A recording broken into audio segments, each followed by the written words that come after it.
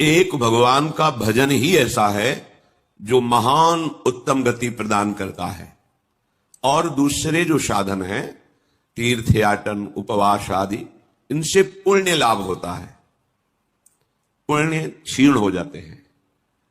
अपराध बने तो तत्काल पुण्य नष्ट हो जाते। साधु अवज्ञा तुरंत भवानी, कर कल्याण अखिल के हानि।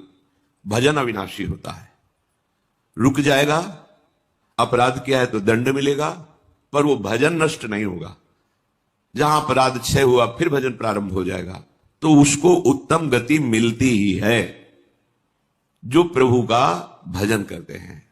नाम जप, नाम कीर्तन, सत्संग, लीला गायन, लीला श्रवण, श्रीअंग सेवा, ये संपूर्ण भजन है। माला से नाम जप करना भजन का एक अंग है, संपूर्ण भजन यही है। सब में भगवत भावना करना, ये भजन ही है जो सर्वोत्तम गति प्रदान करता है। जैसे उपवास है, उससे पुण्य होता है, तीर्थ याटन है, शास्त्रों का स्वाध्याय है, अतिथि सेवा है, आदि आदि। यदि ये निष्काम भाव से हो तो भजन की तरफ वृत्ति मुड़ जाएगी। सकाम भाव से हो तो पुण्य बनेगा और उसका परिणाम सुखद सामग्रियां, सुखद परिस्थिति आएगी, पर वो टिकाऊ नहीं है।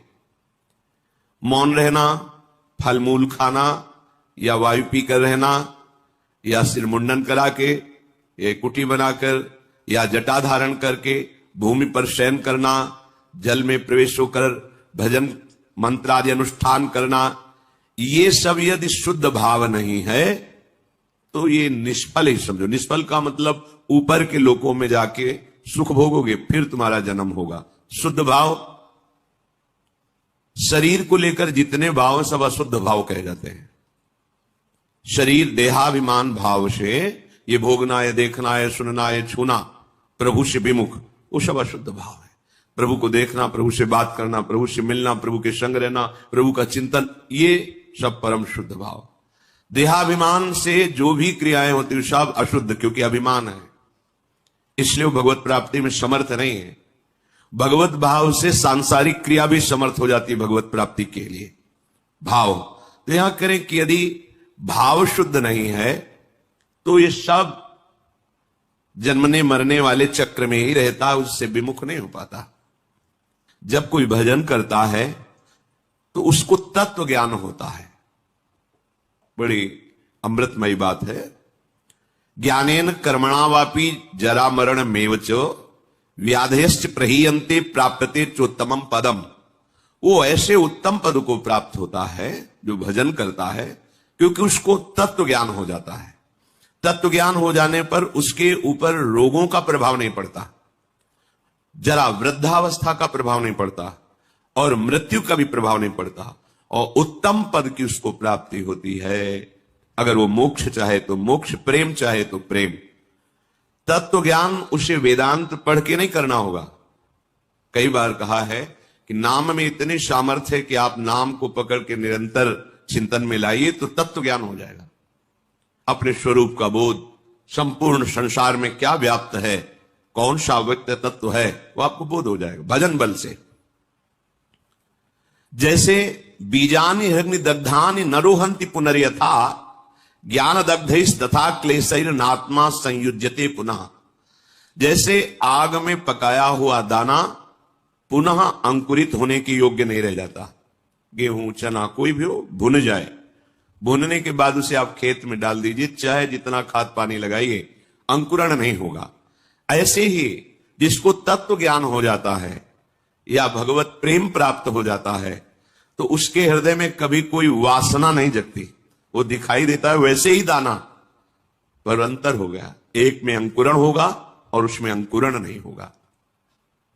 ऐसे ही भगवत प्राप्त तत्व ज्ञानी महापुरुष के हृदय में कभी भी मनाखष्टानिंद्रियाणि प्रकृति स्थान कर्षति, ये जो प्रवाह है ये जागृत नहीं हो सकता। जैसे भुने हुए दाने में अंकुरण नहीं होता, उसके हृदय की अविद्या नष्ट हो जाती है। बिल्कुल हृदय में कोई चिंतन का क्लेश नहीं, आत्मानंद से परिपूर्ण हृदय हो जाता है। आत्मानम विंदते येन सर्वभूत गुहाशयम। सबके हृदय में वही एक आत्म तत्व जो यहां है वो सबके हृदय में ऐसा अनुभव हो जाता है। एको ब्रह्म द्वितीयो नास्ति, दूसरा कोई नहीं, दूसरो न कोई। अब कितना परमानंद होगा जहां अन्य चिंतन नहीं है। ये जो सुख की स्फुरणा होती है ये उसी आनंद सिंधु के एक बिंदु के सीकर से है। और आनंद समुद्र में अवगाहन करने लगे तो कितना सुख होगा, कल्पना भी कोई विषयी पुरुष नहीं कर सकता। यदि भजन किया जाए, हृदय पवित्र हो जाए, तो श्लोकेन या वार्धेन क्षीणम तस्य प्रयोजनम, आधे श्लोक में तत्व ज्ञान प्राप्त हो जाए। मार्कंडेय जी कह रहे हैं सब भूतों के हृदय में विराजमान जो भगवत तत्व है वही मेरे हृदय में भी विराजमान है। इसका ज्ञान आधे श्लोक में हो जाए यदि हृदय पवित्र हो। पवित्र हृदय भगवत भाव, अपवित्र हृदय देह भाव, भोग भाव, जागतिक भाव। उसको संपूर्ण शास्त्रों के अध्ययन करने का कोई प्रयोजन नहीं। यहां क्या लक्ष्य करा रहे हैं, हमें अधिक से अधिक समय भजन में देना है। खूब नाम जब चल रहा है अंदर से, बस यही कमी होती है। हम बाहर की क्रियाएं तो सांगोपांग कर सकते हैं, पर निरंतर तैल धारावत भगवत चिंतन बड़ी बाधा पहुंचाती माया। भजन के जो बड़े सूरवीर हैं उनको भी परास्त करने के लिए ऐसे ऐसे जाल रचती है। क्या परास्त? उनका भगवत चिंतन छूटे और मेरे द्वारा किया हुआ विघ्न उसका चिंतन करे। पर वो भगवान के निज जन होते हैं, एक क्षण में उसके जाल को काट के अपने चिंतन में होते हैं, नहीं तो बह जाता है मनुष्य। अब हमसे भजन नहीं होगा, ऐसी विपत्ति आ गई, ऐसी समस्या आ गई, वो उसी चिंतन में इतना डूबने लगता है कि आप भगवत चिंतन छोड़। यही तो माया जाल रच रही थी तुम्हारा भगवत चिंतन छुड़ाने के लिए। बहुत विचित्र, तुम्हें दिखाई नहीं दे रही। यहां एक एक कदम ऐसे दिखाई देता है, ये काम, ये क्रोध, ये लोभ, ये मोह, ये मद, जैसे आप व्यक्ति रूप में दिखाई देते हैं, ऐसे अनुभव होते। ये इसका जाल गिरा, अब ये गिरा, इसको कैसे बचाएं, पूरा विचार करके फिर देखते हैं कि अब तो हाथ से छूट गया, अब गया। अब बचा देख सकते हो, बचा नहीं सकते। बचा तभी सकते हो जब वो बचना चाहे। और वो जाल ऐसे रचती है कि एक क्षण में इष्ट गुरु धाम सबको तिलांजलि दे के हाथ मिला लिया माया से। और यही ऐसे जाल रचती है कि लगता है परम सुख और परम हितैषी यही है हमारा। धोखा हो गया, अब वो निकल गया। तत्व ज्ञान प्राप्त करने के लिए कोई प्रयास की जरूरत नहीं, भजन करो, भजन करो। भगवान शंकराचार्य जी तत्व ज्ञान प्रदान करने के लिए ही आचार्य रूप में प्रकट हुए। वो कह रहे हैं कि तत्व ज्ञान में सबसे श्रेष्ठ है भक्तिरिव गरियसी, भक्ति। अगर भगवान की भक्ति की जाए तो बहुत जल्दी तत्व ज्ञान प्राप्त हो जाए। भगवान शंकराचार्य जी भी निरंतर भजन, मैं कौन हूं, संसार का क्या स्वरूप है, भगवान का क्या स्वरूप है, सब आपको बोध हो जाएगा। नौ योगेश्वर इस सिद्ध महापुरुष आकाश मार्ग से चलते रहते हैं, अभी हैं। ये विरक्त महापुरुष प्रायः जो सच्चे मार्ग के पथिक होते हैं उनके दर्शन पथ पे आते हैं, उपदेश देते हैं। इन्होंने कहा है कि एक एक कवल अन्न पाने से जैसे क्षुधा निवृत्ति तुष्टि पुष्टि होती है, ऐसे ही एक एक क्षण भजन करने से आपके हृदय में अपने स्वरूप का ज्ञान, प्रभु के चरणों में प्रेम और संसार का ज्ञान, पूरा कुछ पढ़ना लिखना नहीं पड़ेगा। आप भजन कर रहे, सत्संग सुन रहे, भजन करते रहे, अपने आप ज्ञान स्फुरित होता चला जाएगा। पर सबसे कठिन इस संसार में है भजन करना। कोई माने या ना माने, कुछ कठिन नहीं, सबसे कठिन है भजन करना, क्योंकि ये अंदर की बात है। बहुत शांति से भजन में लगे हो, ऐसा माया जाल रच दिया कि अब लगा अरे क्या होगा, अब क्या होगा, छूटा भजन, छूटा। वो रचे ये अब क्या होगा, किसकी सलाह ले, किससे मिले, ऐसी विपत्ति, ऐसा संकट, ऐसा जाल कि लगता है अब क्या हो। अब वो राजी हो रही, छूटा भजन, छूटा। और जो चतुर है, राधा राधा राधा राधा, मर जाऊंगा पर छोड़ूंगा नहीं, नष्ट हो जाऊंगा पर नाम नहीं छोड़ूंगा, सब अपमानित करें नाम नहीं छोड़ूंगा। अगर चूक हो गई, अब मैं वो क्या करूं जिससे मेरी प्रशंसा बच जाए, मेरा सम्मान बच जाए, मेरा परिवार बच जाए, मेरे पास पुनः सब सुख सामग्री आ जाए, भजन छूटा। ये बड़ी सूक्ष्म इसकी चाल है। तो आत्मानम विंदते सर्वभूत गुहाशयम, सबके हृदय रूपी गुफा में हमारा आराध्य देव शयन कर रहा है। भजन करने वालों को ऐसा अनुभव हो जाता है। द्व्याक्षरादाभि संध्याय केचिच्छ लोक पदांकितई, बहुत महिमामयी बात कह रहे। सतैरन्नई सहस्त्रैश्च प्रत्ययो मोक्ष लक्षणम। कोई प्रभु के 2 अक्षर का नाम पकड़ ले, राम, कृष्ण, विष्णु, शिव, इसमें जैसा लिखा, राधा, 2 अक्षरा, परा विद्या 2 अक्षरा, और निरंतर उसे रटे, मार्कंडेय जी कह रहे हैं, तो परमात्म तत्व का प्रेम और ज्ञान उसके हृदय में प्रकाशित हो जाएगा। सबसे उत्तम बात है नाम जप। जैसे प्रायः लोग जब सुनते हैं कि कोई संत हैं, उनके पास जाओ तो कामना की पूर्ति होती है, कई बार हम आप लोगों को बिल्कुल साफ करके बताते हैं, भगवान प्रणत कामदम है। प्रणत कामदम पद्मजार्चितम धरणि मंगलम ध्येयमापदी। जिन चरणों का ध्यान मात्र करने से समस्त कामनाओं की पूर्ति होती है, उन प्रभु के धाम में आप आए, प्रभु के जनों के प्रति आपकी भगवत भाव श्रद्धा हुई, प्रभु का नाम यश सुना, इससे आपका काम बनता है। आप समझो, संतों के पास जो है मूलधन वो नाम है, भगवान की महिमा है। वो जब आप सुनते हैं, नाम जब करते हैं, उनके प्रति भाव रखते हैं, आपका मंगल होना प्रारंभ हो जाता है। यदि आप नाम नहीं जप कर रहे, सतमार्ग में नहीं चल रहे, तो आप लिख लेना, कहीं भी जाओ आपके हाथ में आखिरी में पराजय ही लिखी रहेगी, आपको परास्त होना पड़ेगा। अगर नाम है तो फिर कहीं जाओ या ना जाओ, विजय तुम्हारे हाथ में है, बस धैर्य पूर्वक। कल किसी ने कहा कि नाम जब तो कर रहा हूं पर इतनी विपत्ति आ गई कि अश्रद्धा हो गई नाम में, कि नाम जब कुछ नहीं कर पा रहा। हम उनकी बात करते हैं जिनके रोम रोम से नाम चलता है, उनको भी शारीरिक विपत्तियां आई है। ऐसे चरण रख देते थे तो वो भूमि बोलती थी विट्ठल विट्ठल विट्ठल, भूमि। उनके ऊपर खौलता हुआ गर्म पानी फफोला ही फफोला शरीर पड़ गया। हा विट्ठल जल रहा हूं, ऐसा बोले श्री तुकाराम जी। तुम कितना जप करते होगे? क्या भगवान निर्दयी है? क्या वो क्षमा नहीं कर सकते थे? उनका विधान है। प्रहलाद जी के रोम रोम से हरि हरि, कितना ये बातें नहीं देखनी। नाशवान शरीर है, यहां सब परिवर्तनशील है। ये 2 अक्षर इसलिए पकड़े गए हैं कि अब हमें मां के गर्भ में न जाना पड़े और सब विपत्ति सहने की सामर्थ्य मिले, और अंत समय तक मुझे अपने प्यारे से मिलन हो जाए, प्रभु से मिलन हो जाए। ये बीच में जो आपको मिलता है, ये एक मिलना नहीं है, बिछुड़ना ही है। प्रतिपल हर वस्तु नष्ट हो रही, ध्यान से देख लो, रखी रहने दो उसे। आप देखो तुम्हारी योग्य नहीं रह जाएगी, या प्रयोग कर लो तो 6 घंटे में देखने योग्य नहीं रह जाएगी, विष्ठा बन जाएगी। 5 मिनट बाद बमन कर दो, घृणा पैदा हो जाएगी। सब नाशवान परिवर्तनशील है। इसको ऐसा ना सोचो कि नाम जब कर रहे हैं तो हमारा काम नहीं बना, विपत्ति हो गई तो अश्रद्धा कर। सिद्धांत को समझो, हजारों बार कहा है, जब आप नाम जब शुरू करोगे तो पहले वो मल का नाश करता है, अनर्थ निवृत्ति करता है, जो आगे आपको भयानक जन्म मरण रूपी कष्ट, भयानक विपत्तियां देने वाला है, पहले उसको भस्म करेगा। अब ये शरीर तो बन गया है प्रारब्ध से, इसको तो समय समय पर जो दुख सुख का विधान है वो आएगा, नाम जब उसको सहने की सामर्थ्य देगा। अश्रद्धा की जरूरत क्या है?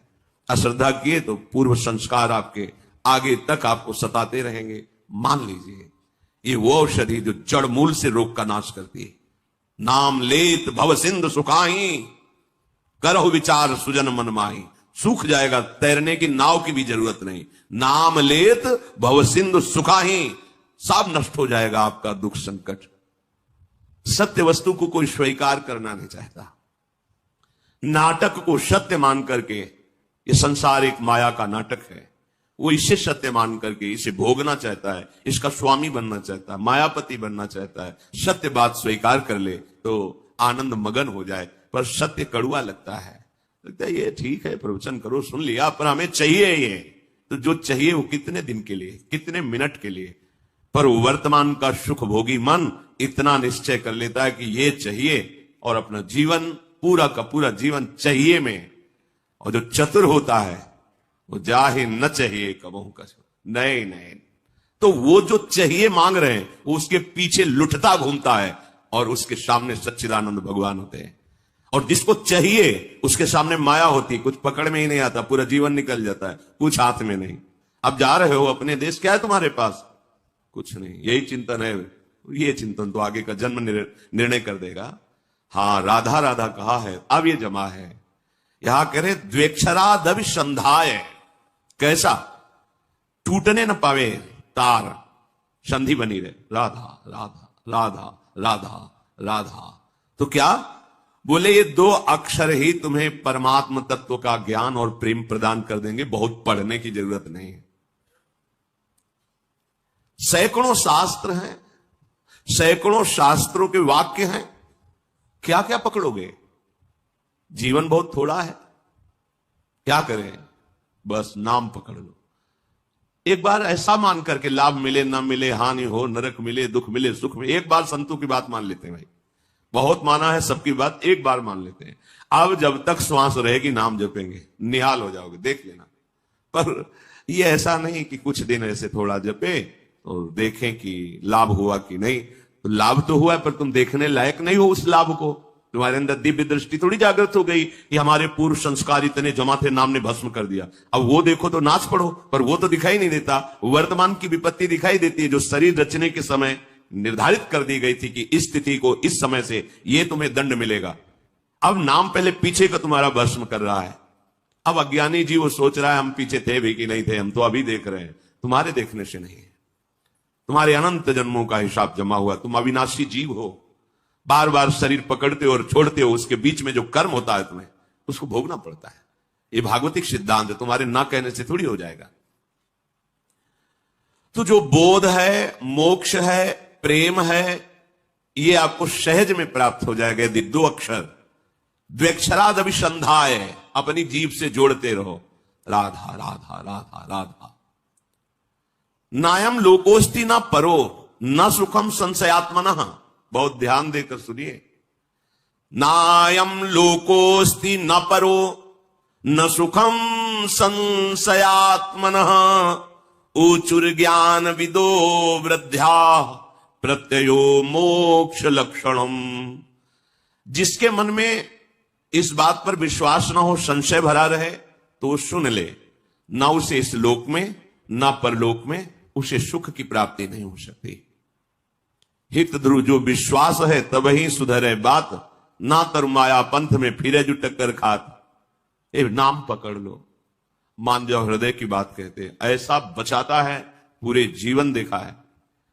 अगर वो ना हो तो माया ऐसे जाल रचती है कि लगता है अब क्या, तब लगता है नहीं, ये चकाचौंध माया की नाम नाम, वो एक इतना मजबूत पकड़ है, वो फिर माया हिला नहीं पाती, वो पकड़ पार हो जाता है। ऐसे ऐसे मगरमच्छ हैं इस माया में कि लील जाए पता भी न चले कि वो था भी कि नहीं था। बिल्कुल मान लीजिए, नायम लोकोस्ति न परो न सुखम संशयात्मना। इस लोक में परलोक में कहीं भी सुख नहीं मिलता जो संशयात्मा, और भगवान ने भी कहा संशयात्मा विनश्यति, जो संशयात्मा है उसका नाश हो जाता है। नाश का मतलब पतन हो जाता है।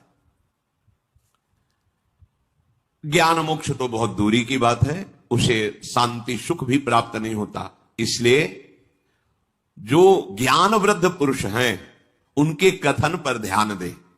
मार्कंडेय जी कह रहे हैं, वयोवृद्ध नहीं कह रहे, जो ज्ञान वृद्ध हैं उनके कथन पर ध्यान दे, उनके वचनों पर ध्यान दे।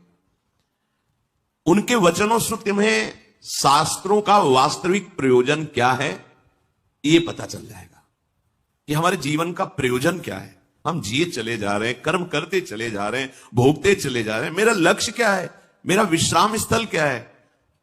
तब आपको समझ में आएगा विश्राम स्थल भगवत प्राप्ति है। इंद्रियाणाम प्रसादेन तदेतत् परिवर्जयेत्, तस्मादनुशनम दिव्यम निरुद्धेन्द्रिय गोचरम। अतः मेरी बात ध्यान से सुनो, सबको चाहिए कि इंद्रियों को पवित्र कर लो। तो इंद्रियों के पवित्र तीर्थ स्नान से नहीं होंगे। कैसे होंगे? निषिद्ध विषय भोगों का त्याग करने से इंद्रियां और मन पवित्र हो जाता है। जो धर्म कहता है भोग लो, धर्म विरुद्ध यदि भोग भोगा, हर इंद्रिय का भोग है। जैसे खान पान के लिए सात्विक भोजन, अच्छे से 56 भोग बनते हैं अपने, 56 भोग प्रभु को जब भोग लगते हैं, देखो बिहारी जो राधा 56 भोग बनते, कितने सुंदर सुंदर स्वादिष्ट पदार्थ। अब निषिद्ध भोग प्याज, लहसुन, मांस, मछली, ये सब गंदी चीजें जो तमोगुण पैदा करके राक्षसी वृत्ति का निमंत्रण दे दे। एक एक इंद्री का विषय हो, जनेन्द्री, गृहस्थ हो, धर्मयुक्त है, आपने पाणी ग्रहण संस्कार किया है, आप तो आपकी जनेन्द्री भोग भोगते हुए भी पवित्र है। नेतेंद्री, अपनी बहन को कैसे देखते हो, अपनी मां को कैसे देखते हो, अपनी बेटी को कैसे देखते हो, ऐसे दूसरे की बहन, दूसरे की बेटियों में जिससे पाणी ग्रहण किया है वो पत्नी है। इसके अलावा शास्त्र का आदेश है, नेत्रेंद्री पवित्र तभी होगी जब आपका दर्शन सही होगा, तभी तो ये भगवत दर्शन करने के अधिकारी बनेंगे। चाहे लाख समझाओ पर ये मनमुखी चाल चलने वाले मानते नहीं है। सर्वांतर्यामी हृदय में बैठा है, तुम लुक छुप करके गलत दर्शन कर रहे हो तो तुम भगवत दर्शन के कैसे अधिकारी हो सकते हो। इंद्रियां कब पवित्र होती है? जब निषिद्ध भोगों का त्याग कर दिया जाता है।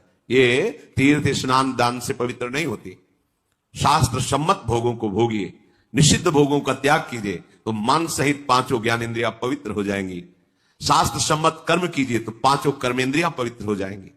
बचा क्या? आत्मा तो पवित्र है ही, वो कभी अपवित्र हो ही नहीं सकती। बात बन गई। इंद्रियों की निर्मलता विषय भोगने से रोकने से होती है, विषयों के सेवन से इंद्रियां मलिन हो जाती है। बड़ा गूढ़ रहस्य है ये। इंद्रियों की पवित्रता विषय भोगों में जाने से रोकने से होती है, उनमें सामर्थ्य आती है।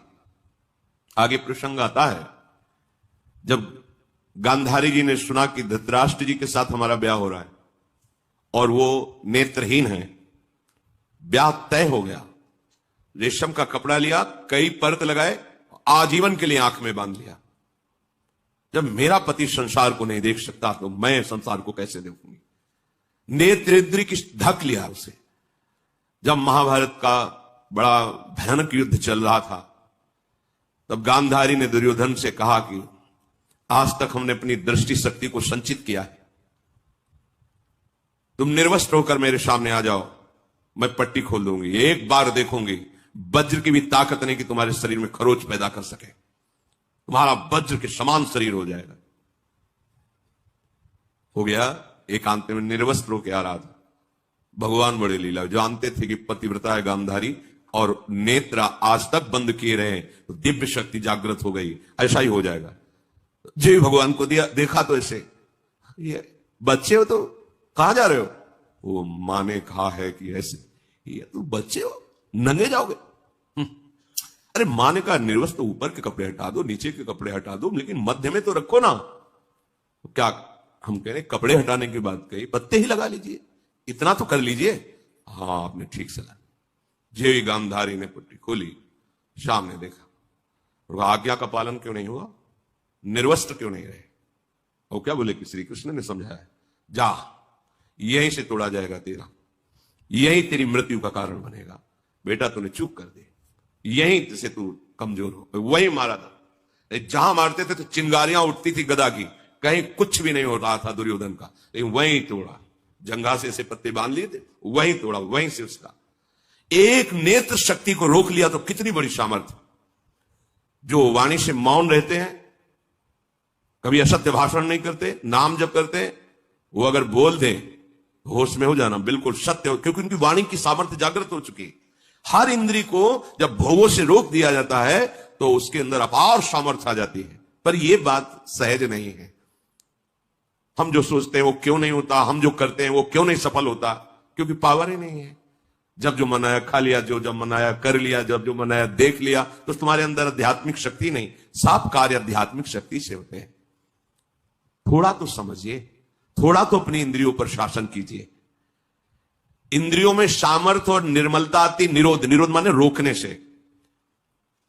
विषयों का जितना शास्त्र आदेश करता है उतना स्वीकार, शेष विरोध को आगे भजन कर सकता है। जो ये लोग कहते भजन नहीं बनता, तो मनमानी आचरण बनते हैं ना, इसीलिए भजन नहीं बनता। शास्त्र क्या आज्ञा कर रहा है?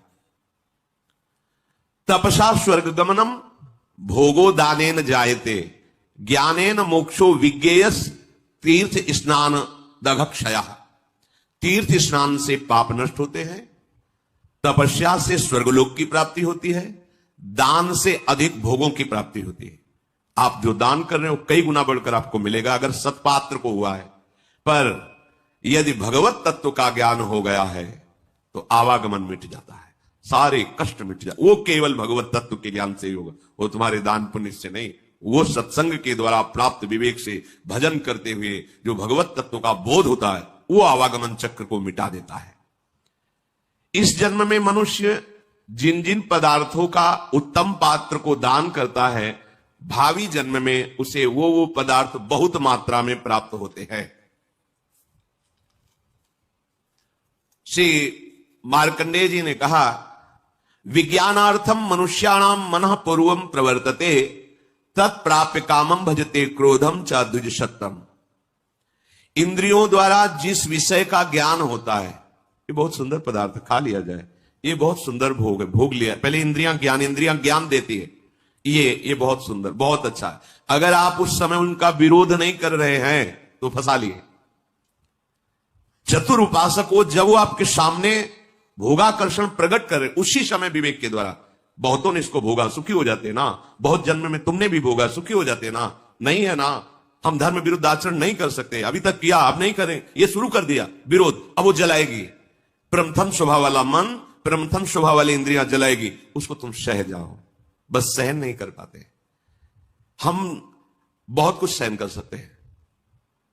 देखो, अगर आपको जरा सा भी ऐसे अंगूठा दबाया जाए तो आपको कष्ट, आप कहोगे मैं नहीं सह, लेकिन हाथ टूट जाता है, सहते हो ना, पैर टूट जाता है, सहते हो, जीवित रहते हो ना, भारी से भारी ऑपरेशन, बड़े से बड़ा हो, आप सह जाते हो ना, क्योंकि आपके केवल सहने की स्वीकृति की जरूरत है।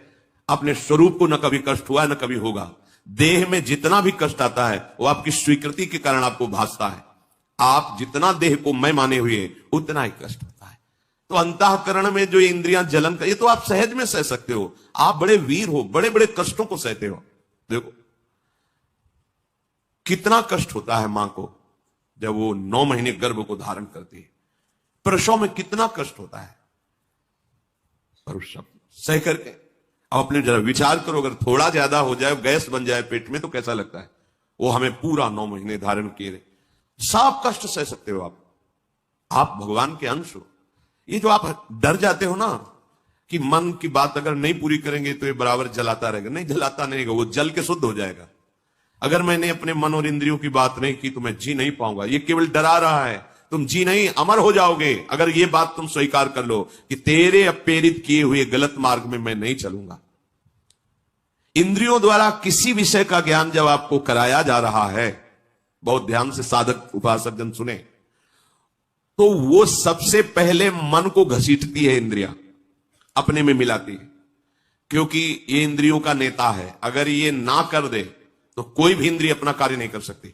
जैसे मन किसी विषय में गाढ़ मनन कर रहा है, कई बार हमने देखा है, आप क्या बोल रहे हो, बात हो गई, सब हो गई, बाद में आपने पूछा कि आपने तो हां कह दिया था, नहीं हमें पता नहीं कि हमने हां कहा।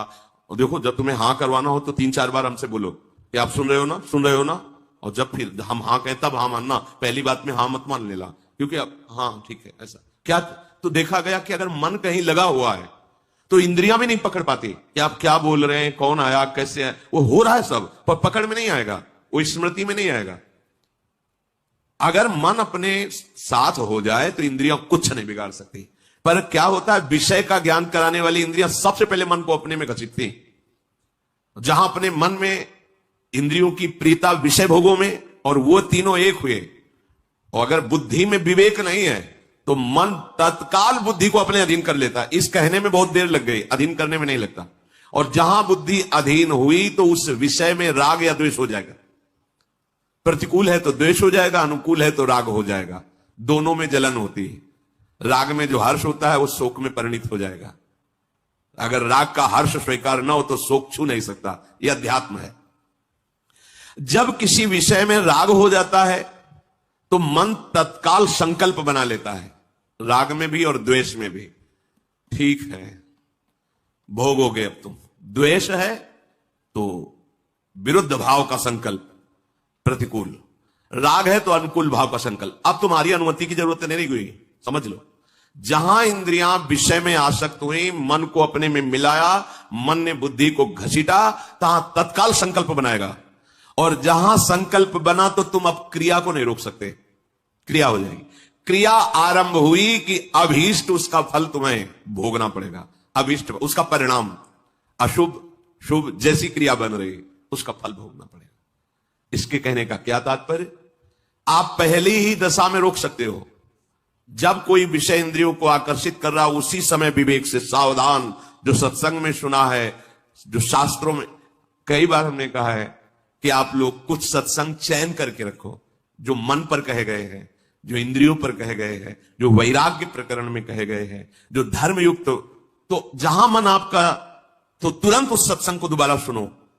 शास्त्र में जो लिखा है वहां तुरंत पहुंचाओ, या सत्संग की बात तुरंत लाओ। नहीं नहीं, ये गलत है। वो संकल्प बनने नहीं पाएगा, वो पूरा सिस्टम घसीट नहीं पाएगा कि मन बुद्धि को अधीन कर लिया और मन को इंद्रियों ने अधीन कर लिया, इंद्रियों को विषय ने अधीन कर लिया, अब संकल्प बन गया, क्रिया हो गई। इतना समय कैसे दे दिया? असावधान साधक भ्रष्ट हो जाता है।